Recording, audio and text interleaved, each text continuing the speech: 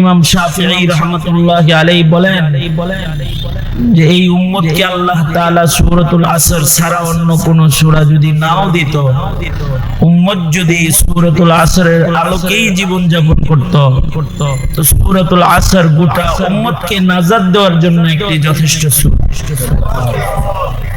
এই সূরার আহমিয়তের কারণে সাহাবায়ে কেরামের আমল ছিল, সাহাবায়ে কেরাম একজন আরেকজনের সাথে মুলাকাত সাক্ষাতে সূরাতুল আসর পড়ে শোনায়া দিতেন।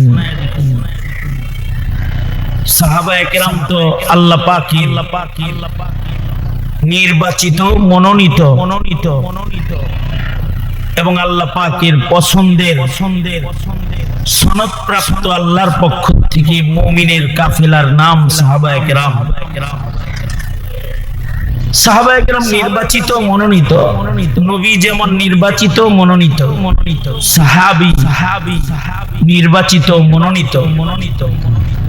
নবী যেমন কিয়ামত পর্যন্ত কেউ হবে না, সাহাবিয়াত লাসানি মাসনাদ, এই মাসনাদে কিয়ামত পর্যন্ত আর কেউ যেতে পারবে না।